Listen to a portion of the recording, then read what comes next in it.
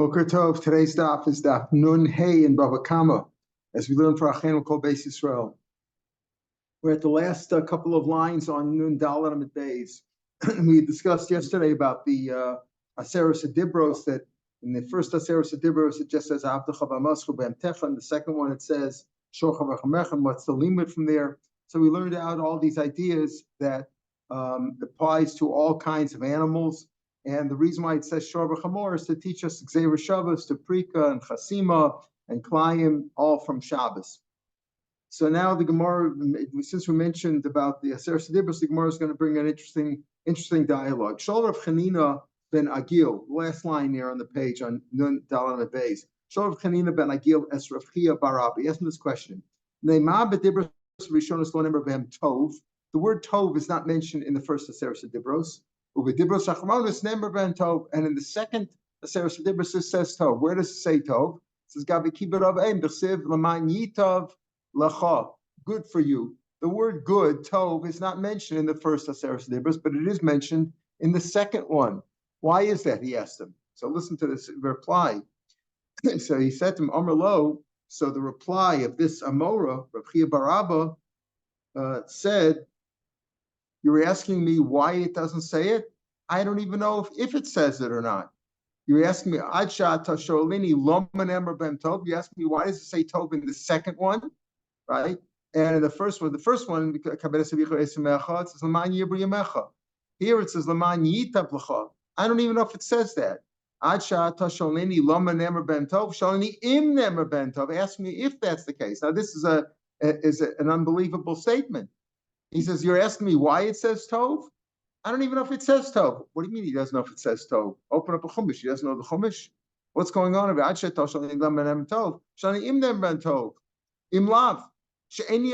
don't know. If not, if I don't know if it says there or not. So before we have to stop here, because before the dialogue goes on and asks him if it says it, if it doesn't say, what's going on over here? The Farshim all talk about this. In Baba Basra is a Tosafos that says that sometimes they weren't Bekim in the Psukim. But that's a very difficult thing to say, that they weren't, that the Tanoim and Marom were not Bekim in all the Chaf Dalet Sifrei Kodesh, not only Chumash, Tanakh, Mishnayos they knew about that. How could they say they didn't know that? So some want to say that he's not talking about whether it says in the Torah and the Pasuk, L'man Yitav L'cha. Well, we open up a Pasuk, you open up a Paschana, and you'll see it says L'man Yitav L'cha.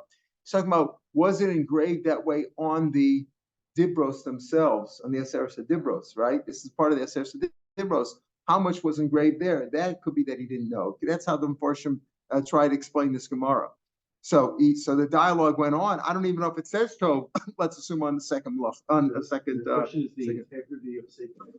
Yeah, right. There's no question about that. That's what he said. That's it. So Tov says there. It's not a question of the integrity. It's a question of his integrity. What does he know? In other words, the Sefer Dvarim we know is the has it in there. The question is he wasn't sure either. You have to say the simple shot is he didn't know if it says it in the Sefer. He didn't remember the pasuk Balpeh. He didn't have a chumash. But that's hard to explain. It's better to say, it's easier to say, it's an easier answer to say he didn't know if it was actually engraved in the Aseres Adibros. The integrity of Sacred Dvarim, it didn't misrepresent what was on the luchos. Right, but not everything that's, it could be that the Aseres Adibros we find in the Chumash is not exactly, and the Aseres Adibros themselves, it could be that it wasn't, not every word that was said. Yeah, we're talking about that. I thought you mean integrity like it's not, like if something's missing, missing like we're missing something. Right. No, but I'm saying, I'm talking about all the words that are in the Chumash. Maybe not all of them were written in the Aseres Adibros. That's maybe what he's saying, but that's also not a simple answer. It's a difficult piece to say. So he says, I don't know if it's written in there or not. I'll tell you what you do. I don't know if it's written in there or not. Im nemer ben tov imlav she'en yodea. I don't know im nemer ben tov imlav. Why don't you go to Rav Tanchum? Why should I go to Rav Shubin Levi? Because he was a student. He used to visit Rav Shubin Levi. He knew the Agora, and presumably he would know if it was written. Interesting. He says Baki Bagora, not Baki in the Chumash. Baki the Agora, to know what was actually engraved on the Aseres Adibros. He went to him. I haven't heard anything from Rav Shubin Levi. I haven't about that. Elakach Amali Shmuel Bar Nochem. This is what I heard from Shmuel Bar Nachum Achi Imo Shel Ravacha, the brother of the mother of Ravacha, Ravacha's uncle, Ravacha Bar Rab Chanina. Some say Amila Avi Imo Shel Ravachi Bar Rab Chanina. In other words, not the brother, but rather the grandfather of Ravachi Bar Rab Chanina. Heard from Paul. Why? So the question really is not whether it was written there or not, because he says, I don't know if it was written there or not. So don't even ask me. I don't even know. But assuming that that's correct, because the one who posed the question of Chanina ben Nagil said, listen, in the first it doesn't say Tov, in the second one it does. So he knew that it did. So he's asking him, and the question was why in the first one doesn't it say it, and why in the second one does it say it? Why in the second Aseret does it say it? And let's assume we're talking about the Aseret Dibros themselves, not what's written in the Chumash in the Chumash Vaschanan. So to that, so he says, I don't even know. Don't ask me anything because I don't even know if it's in there or not. If you want an answer, if you know that it's written in the second one and it's not written in the first one, ask these people because they know. So he went, go to Avtach. He said to Rav Yeshua, he went to him. He said, I didn't hear from Shubalevi, but I heard from this other Rav Shmuel Bar Nachum, who's either the uncle of Ravacha Bar Chanina or the grandfather of Achi Bar Chanina. Here's his explanation. Do you know why in the first ones it doesn't say Tov Hov? Because they're going to be broken. The first this makes sense, right? That we're talking about the Aseret Dibros, we're not talking about what's written in the Chumash, because they're going to be broken. So we don't want to have the word Tov in there. So what? So what? They're going to be broken. Why couldn't you have the word Tov there? Because if the word Tov or Yitav or a form of Tov is written in the Aseret Dibros and they were broken, it's as if to say that there'll be no more good, that like we're destined to have only bad, nothing good. That's what he said, because it'll be a bad sign if you take the word Tov and you break it. Moshe was going to break it, be a bad sign for Israel. I'm sure. Haroah. So we're talking about these ideas of the letters and breaking them, and I'm sure says the loop of Shnios would have the word Tov. Yeah. So basically, we're saying that they were not identical. They were not identical. For sure they weren't identical because Zachar v'Shamor. Right. They certainly weren't identical, but he says, and he takes that as a given. He knows that the first one didn't. So according to the questioner knew that the second Luchos had Tov. When he answered him, Rav Chia bar Abba did not know. Interesting. Rav Chia bar Abba did not know. He says, I don't know what's written in there or not. So I can't even answer the question. But ask them. If you know that that's a valid question, ask them. And the answer was that we didn't want to destroy the word Tov. So the first one, and as Hashem knew that the first one wasn't good, it was going to be eventually destroyed by Moshe. He was going to break them. And therefore, he didn't want to destroy the word Tov. I'm Rav Shua, if you have a dream and you see the letter Tes, Siman Yafalo, it's a good sign because Tes stands for Tova, right? Tes is like Tov. So it's a good sign. This is my time. Tov, because the letter Tes is in the word Tov. The letter Tes is also in some other words that are not so Tov. Ema, Pasuk says in Yeshaya, V'tatseik matei hashmad. It was like the broom of destruction. Like we know matateh in Hebrew is a broom. So here at matateh hashmad is not a good line. So maybe how do you know the Tes in your dream refers to Tov? Maybe it refers to a destructive broom. It says chad test coming in. We're talking about it has one test. Tata matateh or form of tataseh has two tests. Okay, you want to learn one test? I'll show you another pasuk, another word that has the word test, which is not tov. Tumaseh b'shaleh. Her tuma necha talks about Yerushalayim, etc. Ben Yisrael. Their tuma was in her skirts, meaning so the word test could also refer to tuma. So test base come in. I'm saying no, not if you just say the letter test. I'm saying if you see the word test, the letter test, and the letter base, that's tov. Ema tavu ba'aras shareh. I'll show you a test of the base, which is also not so good, where it says its gates were sunken into the ground. Ella, it's also an EO, right? Ella hoelu pasva kasul tov. The first time that there's a test in the Chumash is in the word tov. Oh, pasva kasul. The letter test with base. The first time that the letter test is found, not necessarily base, but the first letter in the Torah is gracious. But the first time you have a test followed by a base, that's in the first. So that's a good sign. The whole pasuk kasul tov tchila shema gracious from the word gracious ad bayar lakim as or ki tov lo ksiv test. There's no test there. The first time that a test is exposed in the Chumash is with the word tov. So that's a good sign. If you see the letter test, that's a good sign. Rav Meir Shapiro Levi, Haroa hesped b'cham. If you see the word hesped, eulogy, in your dream, chasul of Shemayim. For Hashem's sake, because it's hesped is like chas, rachmanas, he had mercy, padu, upadu, right? That's like Gemara says. Gemara says, padu. They had rachmanas on him, and he was redeemed from whatever evil decree was meant to befall him. And hani mil b'ksav, it's only if it's written down. You see the word hesped, that's a good sign for you. So if you see the letter tes and beis in your dreams, I don't know if you've ever seen that in your dreams, but if you ever see the letter tes and beis in your dreams, or you see hesped, that's a good sign. So we said not only all animals are included in the all these halachas of damages, etc., of shor, bor, mavev, etc., all the rules. Don't only apply to shor and chamor. Shor and chamor is the usual animals that are involved in destruction and falling, etc., and all the things that people use. People use oxen and donkeys regularly in their work. So that's why we mentioned them. Not only that, the Mishnah said chayav also even wild animals and birds also. Amar Shlakish, Kanshana Rebbe learned from over here that all these rules. Remember, we said that it applies not only to damages, it applies also to prika unloading, chasima, muslin, kalayim, mixing breeds. So he says it refers to birds also. That shows you that tarnagol, tavas, upasion, if you have a rooster and a peacock and a pheasant climbs up and said these are different species and you can't mix breed them. It's forbidden to mix breed them, to mate them. It says, isn't it obvious that the different breeds? He says, no. Since they are reared together, and Forsham explained that some sit on the eggs of the other ones. In other words, they put them in the same area. They grow up together. Because since they grow up together, it's like one species, different variations of the same species, and it's not climb. Kamashma, know that it is climb. Amar Shmuel, Avaz Vavaz Abar. If you have a goose and a wild goose, climbs a bezeh. Even though they're both called goose, but a goose and a wild goose are not the same, and therefore you're over on mixed breeding, over on the issue of climb, if you mix breed them. Maskefla Rava Bar of Hanan, my time. What's the reason? I mean, I don't know.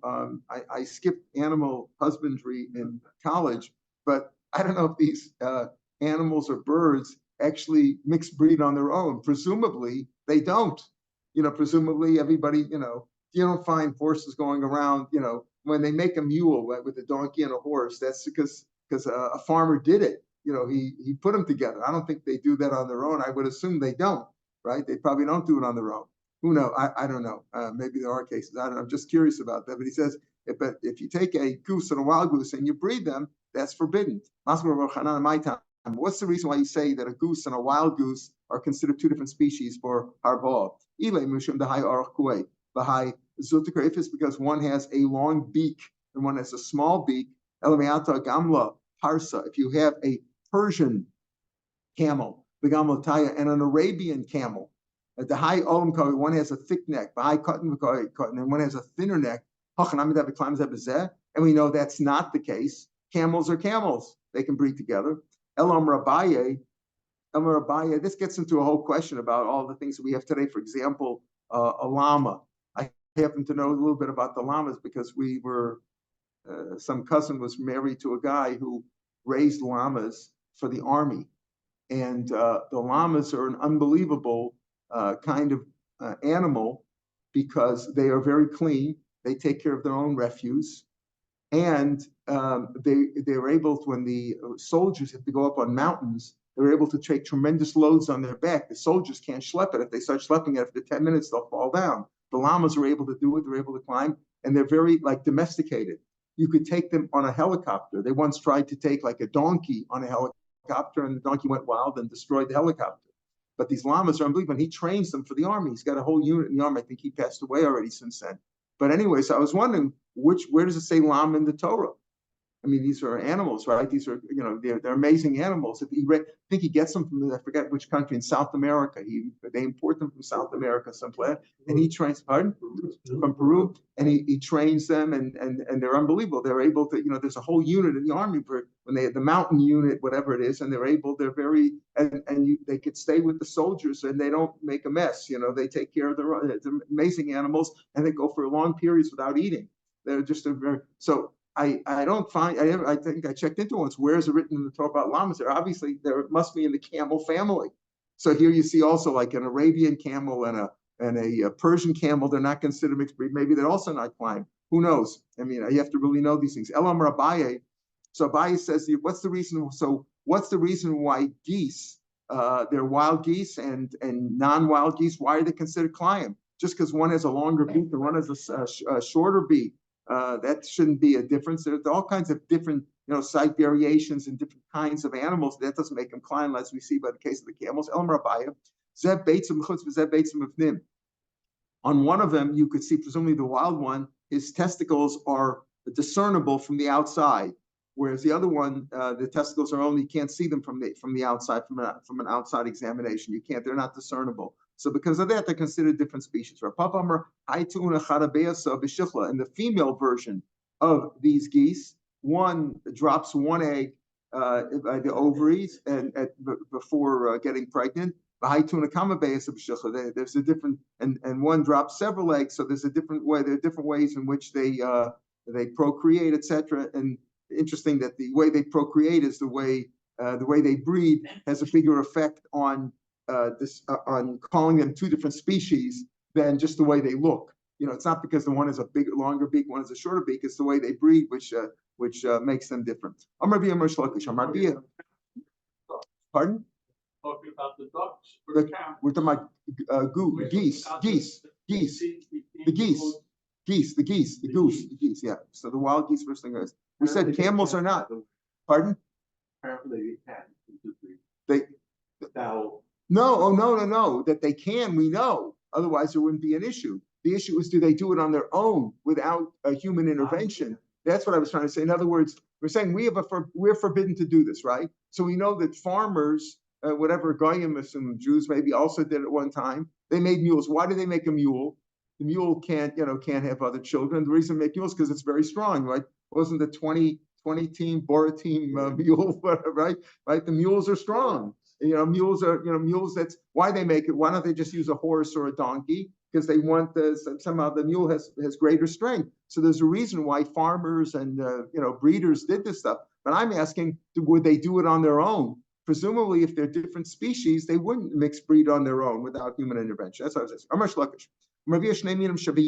What about two species in the sea? Right? If you're also loca, you also get marks at my time. It says mineu by fish, and it says mineu by animals. Okay, so here's an interesting thing. So we're saying that mixed breeding that the Torah forbids is not only of animals, but it's also of fish, right, or sea creatures of any sort. Boy, roughly, here's a question: Hamanik be'iza v'shibuta mao. Shibuta is a kind of a fish, right? And iza is a goat.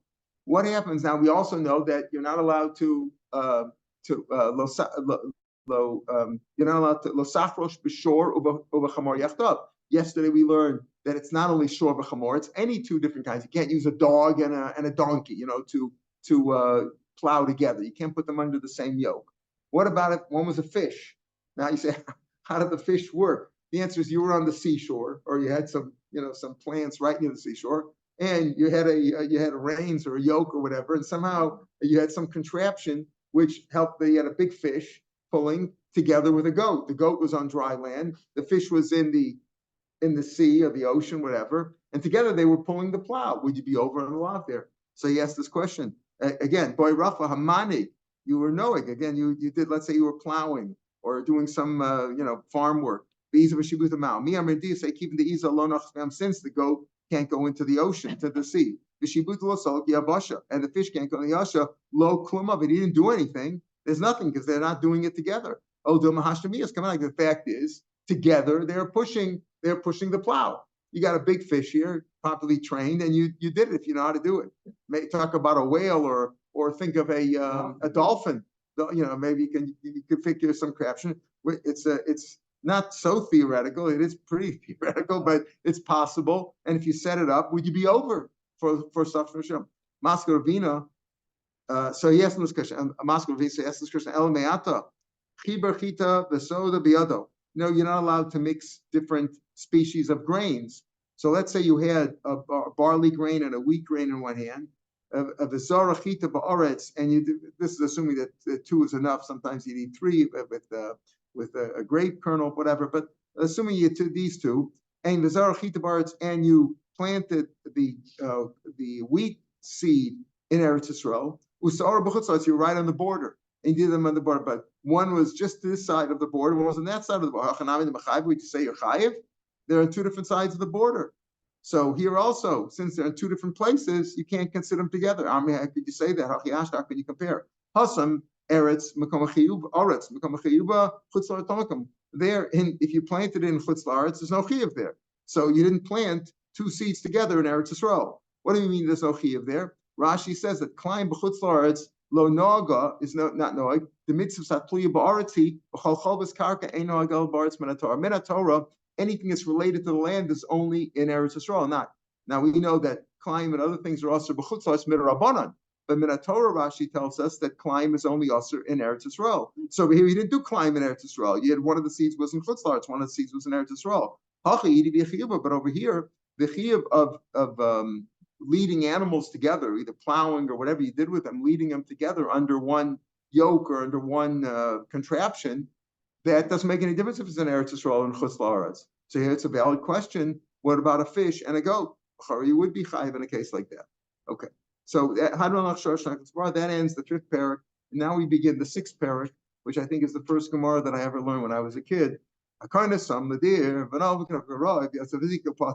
lot of places start with that, or start with the Elam Metzias. It's one of the first things you learn. What's going on over here? So first of all, pay attention that over here we're talking about tzom, sheep or goats. We're not talking about shore. Everything until now was shore, right? Shore, more of a chever. The 4th parak was called Shor Shadagosh Dal V'Hei. The 5th parak that we just finished was called Shor Shadagosh Hasapara. Talking about cows till now, cows and bulls. All of a sudden we're switching to sheep. And we'll see, because sheep don't gore. They don't have horns to gore, right? Their damage is done by eating or trampling. Pardon?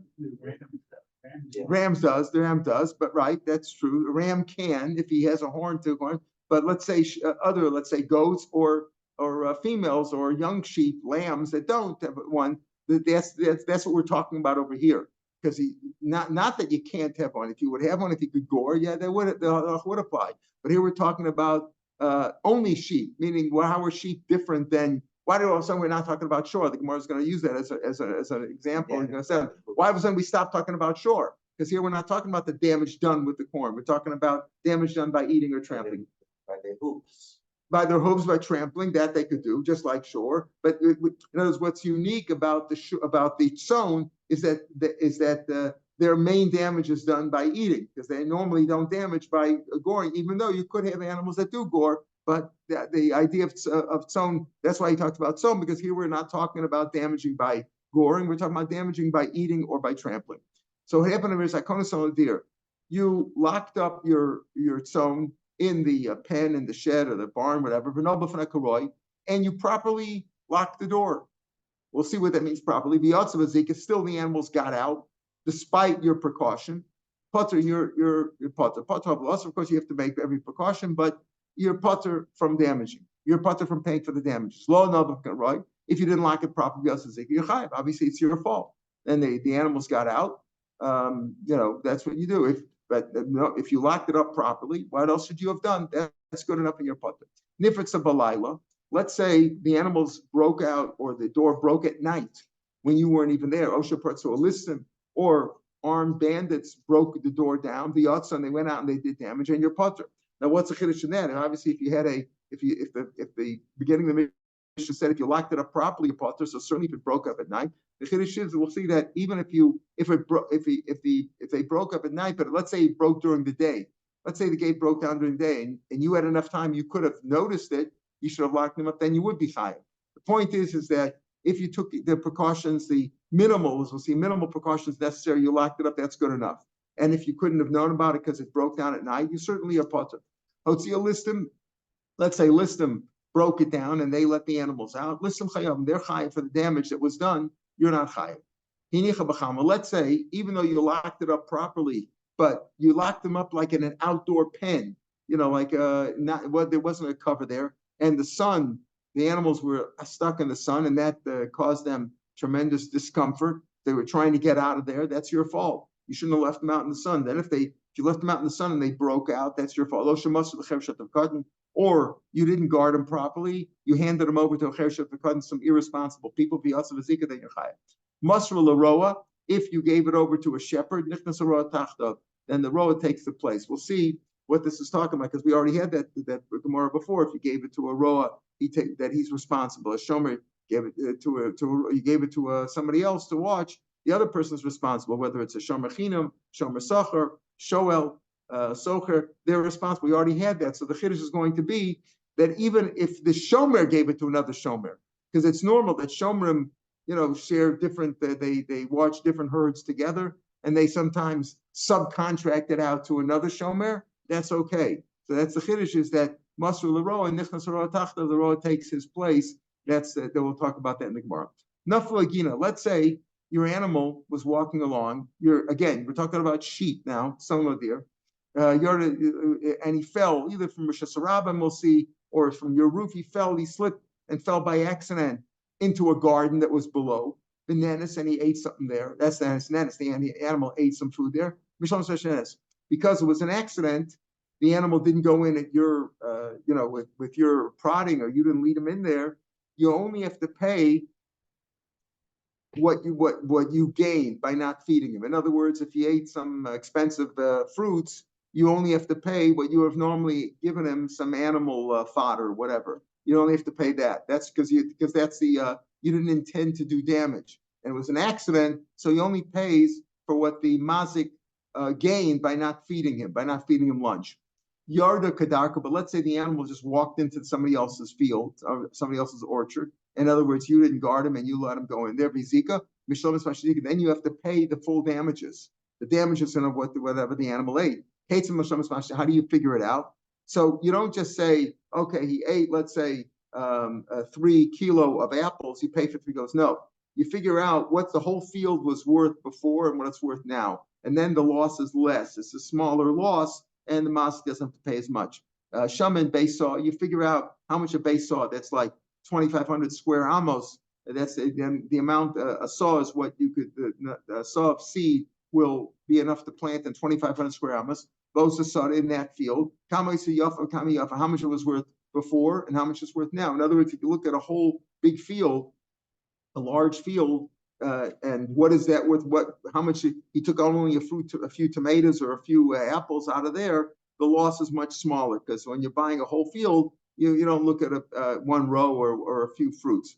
Shimon Omer achal peros, it depends. If he ate completed peros, mishlamis peros gemor, you got to pay for the full peros, whatever they're worth on the market.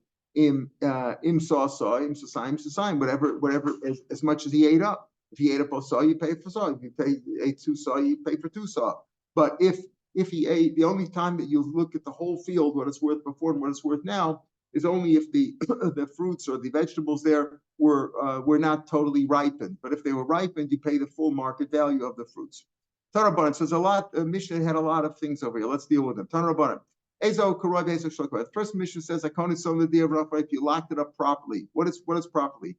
You locked it with a door, you closed the door, a door that can withstand the normal wind. That's Zeu Karoi, that's what's proper. If it can't stand up in a normal wind, a little regular wind, it's going to blow down. Zeu Karoi, that's not Karoi, you didn't do it properly, and therefore you're responsible for damages. Amrabani Bapadish.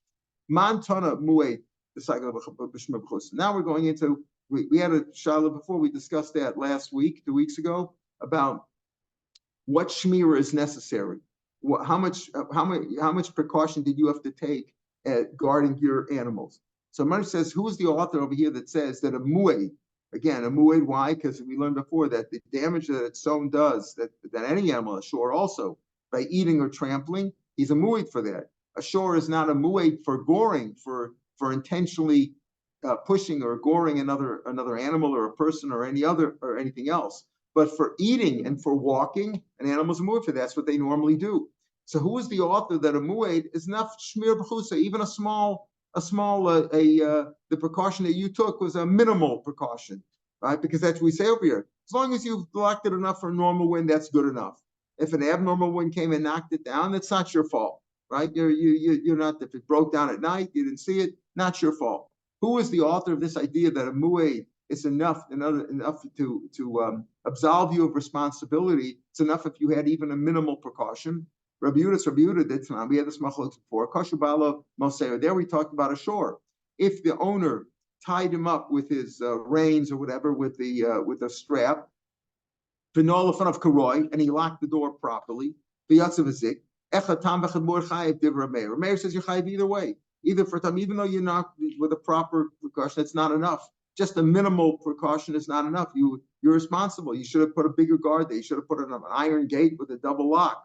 Rabbi Yehuda tam chayiv mu'ed potter. Why is it mu'ed potter? It sounds the other way around. It should be the other way around. We had that before. Mu'ed is potter. Lo yishmer balav. By mu'ed it says if shor nagachu mit moshe shom v'lo yishmer balav, and he didn't guard him. V'shamru zeh. This is guard. It's good enough. So Rabbi Yehuda says when it comes to a mu'ed, even a minimal guarding is good enough. A tam minimal guarding is not good enough. Of course, it's only chayiv chatzin esek anyway, but you need a better guarding. It goes against the logic. Logic would say that a mu'ed you need a stronger guard. Tom the other way around, but the Rabbi Yehuda says no. Look at the pasuk by Tom. You're chayiv either way, whether you had a good guard or a minimal guard. Mu'id, you're only chayiv if you had if you didn't have a minimal guard. But a mu'id patashem, even a minimal guard is good enough. Who's the one who says that that shmir plus is good enough? That's Rabbi Yehuda who says by mu'id it says shalem shmer balav v'shamar uzeh. Blazomer elo shmir l'saken. Right, Michael, you remember that? The only shmir, there is no guarding. You can't guard it. The only way is to keep it away with a knife. If either kill it or keep it away with a knife. If you didn't do that, and there's any damage that he does, you're responsible for. You can't guard this animal. You have to just keep it away. So the chara, who does it Mishnah go like? Rabbi Yehuda, who says that a minimal guard is good enough. You had a proper guard there, as long as it can withstand a regular wind. Minimal, that's good enough.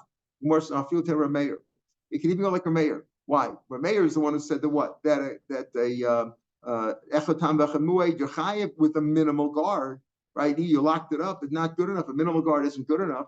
Over here, it can even go like Rav Meir. Why? Shiny shane berego. It's different over here with the damage. There, you're talking about a bull, let's say, getting out of his harness and running away and doing damage with goring or whatever. When it comes to shane berego, the damage done by the tooth or by the foot.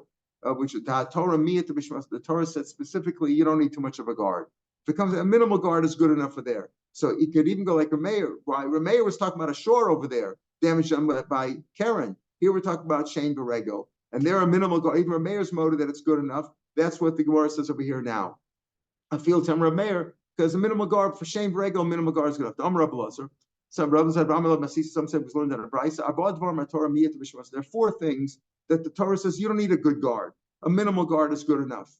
Not like Karen. What are these things? Elohena bor, the Aish, Shane Berego. These four damagers, a minimal guard is good enough. How do we know? Bor, because it says kif tachish bor, kichish bor. The pasuk says if you open a bor or you dig a bor, ish bor, below you don't cover it up. If you just covered it up, that's good enough. That's a minimal covering. You didn't guard it and build a brick wall around it. As long as you cover it, that's good enough. A minimal guard is good enough. The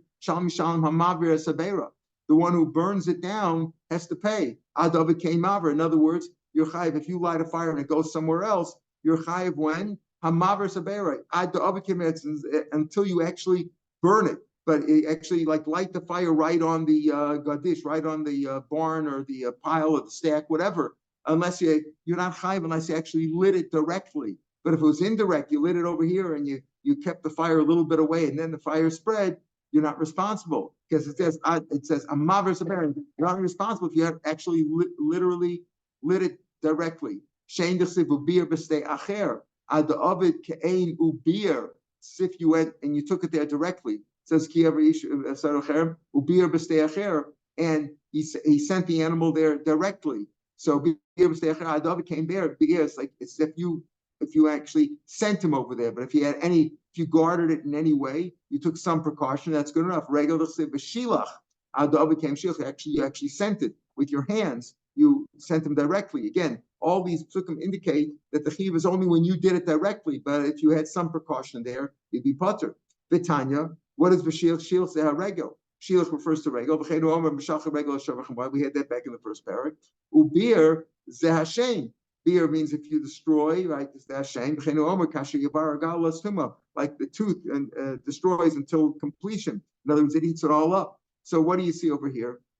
That shame v'regel are only chayav if you literally took the animal in there, sent him in there directly with your hands.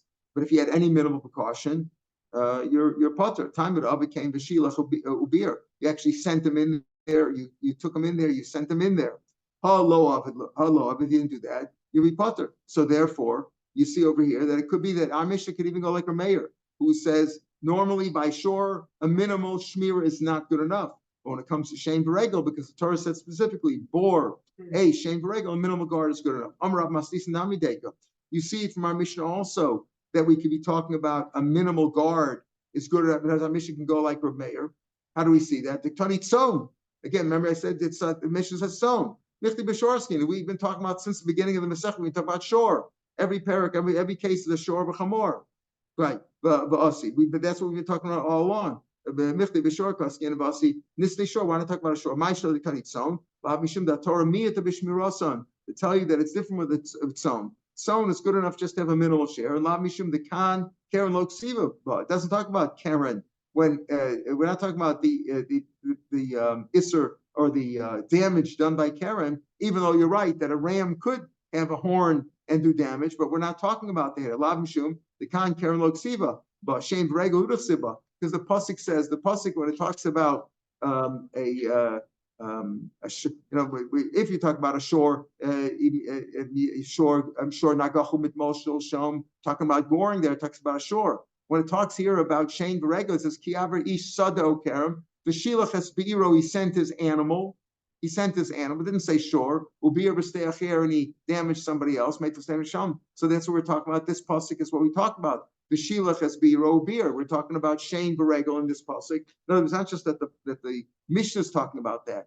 He says the Mishnah says son.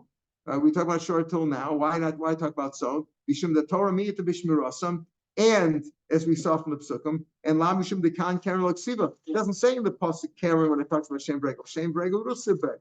The kamashman shein v'regel and muadnin, they are muadnin for the damage that they do. They are muad mitchila and shema miros. Since you use the word sown and not shein and not the shore, so we're talking about the damage done by shein v'regel. Shein v'regel is less of a requirement for precautions, and therefore the Mishnah could even go like Rav Meir.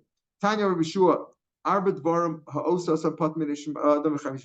things that if you do these things, listen carefully, you're not responsible in a human court, but you're chayav b'din shemaim. In the heavenly court, you'll be held responsible. What are they? You break down your neighbor's fence or wall so that his animal went out and did damage. The animal went away and did damage. That's before I'm saying inside it. It did damage. We'll see why now I'm talking about doing damage. So if you break down the wall and the animal went out and did damage, you're technically responsible in a shemayim. But we can't hold you to heavenly court because it wasn't your animal. You didn't take the animal out, etc. You just indirectly caused the animal to do damage. We're just going to analyze each of these cases. Let's say you had some stalk, your neighbor had some stalks. They're tall, very tall, and you bent them over, and then they were consumed by fire. Because you bent them over, the fire hit them. Had you not done that, the fire wouldn't have hit them. But you bent them over. Also, you're not responsible directly in a regular court here. We'll see why. But in a shemayim, you're chai b'din shemayim. Let's say you hire false witnesses to testify against somebody. Now, aren't you chayiv over there? We'll see. You hired false witnesses to testify. You're part of b'din. Why is that? The Gemara will explain all these. Let's say you can testify on behalf of somebody and you don't. Isn't that an issue in the Torah? Says that, right? You're supposed to be, you're supposed to. But again, Rav Shapiro says that this is the fourth thing that you're not chayiv b'dinei adam, but you're only chayiv b'dinei shemayim. So now Gemara is going to analyze them. Omar Mar, aparitz get b'fnei behemoth chavero. If you knock down the fence or knock down a wall so that your neighbors, your associate, whatever, your friends, animal went out and did damage, right? What's the case over here? Because if you're talking about a regular strong wall, then you should at least be chai for knocking on the wall. If you go and break somebody's wall down, you take a sledgehammer and knock down their wall, it's like you took it to their car. What are you going to tell you? You did the damage yourself. You did damage. Of course, you should be chai. Rashi says, Mia akoso. Because of Bari Bidei Nam Chai. Mia, they used to be chai for the koso to be a dime of it. And okay, so you want to say that the owner is anyway not responsible for damage that his animal did out there. So you broke down the fence, the animal went out and did damage. The owner's not responsible because it's like we said, Patsua lists them, they're chayiv, right? If they knocked it down. But over here, you should be chayiv at least for the wall, if nothing else. Now, if the animals, the tan Patsua list them potter. Now, what do we mean by that? So the gross is never list them. In other words, if the animal went out, if you knocked down the wall, so number one, you should be high for the wall. And if the animal went out and did damage, you should be high for that too. The Mishnah said if the listener knock it down, the listener should be high, right? That would be if the animals went out and did damage. If you just caused the animals to run away and they didn't do damage, okay, so maybe you indirectly caused a loss to the owner or not. We don't know. Maybe that, but at least on the wall, you should be high to knock it down. Ella, because we were talking about a wall that was about to fall down anyway. It was a dangerous wall, it's about to fall down. So you took the law into your own hands and you knocked down the wall. There's no loss because the wall wasn't worth anything anyway. However, the animal ran away. And if the animal did damage, then maybe you would be responsible there. Maybe you're not talking about the animal did damage. Okay, fine. But the point is, you're only chayiv b'dinei shemayim for what? So what are you chayiv for? Presumably for the loss of the animal, right? So there's no loss on the wall, but there was a loss of the animal. What about the second case? If you bend over somebody's tree or somebody's stalks, and then a fire took hold of them, so they're also your if there's a fire coming along and you knocked it over, you bent over the stalks so that the fire in a regular wind is going to come and consume them. So you actually did it directly, right? Like you knocked it over. But like when you bent it over, the fire which was on its way coming here in a regular wind, you should be high for that. The answer is that he bent it over and he couldn't anticipate that the wind would bring it here. Normally the wind wouldn't bring it here. The fire wouldn't have reached these stalks even after you bent them down, but an abnormal wind came. So because of that, you're not really chai b'dinei adam because you couldn't have anticipated that. But still, had it not been for your action, these stalks would not have been consumed by fire. Rav Ashi Omar, Talmud Mar. We're not talking about a case where it was a ruchsui or not. That was he bent them over so that you couldn't see them under the stalks. Mishum deshavi tamun beish, and eish is not chayiv on tamun, as we learned before. If it's hidden underneath it, if you set a fire and somebody had cash underneath the stalk, you're chayiv for the stalk, but not for the cash. You couldn't see the cash.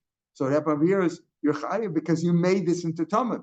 Mishum deshavi tamun beish. So you made it tamun beish.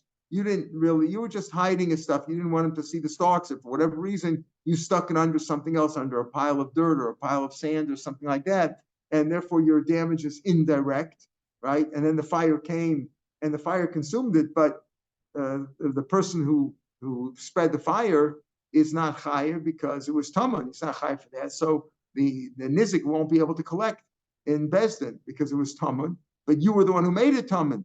That's indirect, and therefore you're patur b'dinei chayiv b'dinei shemayim.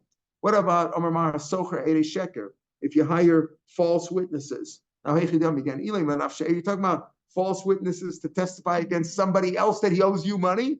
In other words, that's really you took away the guy's money. So mamona b'yisuma, you gotta pay him back.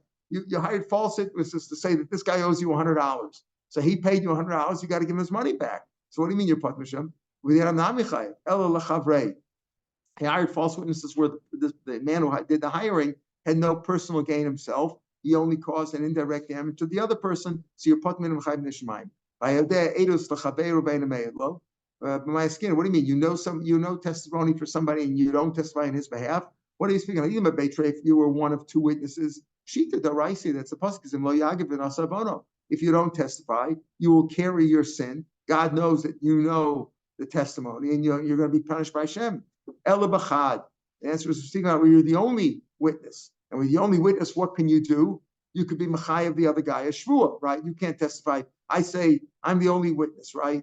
And I know I could testify that Reuben owes Shimon $100, and I don't testify. Well, if I would testify, Reuben wouldn't have to pay the money anyway. All it could do is it could make Shimon or Reuben would have to swear that he doesn't owe him the money. That's what I could do. But maybe he would swear. Maybe he would swear and he wouldn't have to pay. So we don't know exactly what would happen, right? It says right. So Ela b'chad shemachayv shvua. We did a shemai machayev. Diavi masid machayev leishvua. V'dil malavi mishtaba b'shirkum. Maybe if you would have testified, maybe you wouldn't have sworn falsely. Maybe you would have paid, but maybe you wouldn't have. So therefore, your chayev only b'din shemaim and not b'din adam. Are there any other cases where you're chayev b'din shemaim and not chayev b'din adam? The suleka. There are others. Tomorrow's more. We'll continue with this discussion. Have a good day. Beautiful stuff.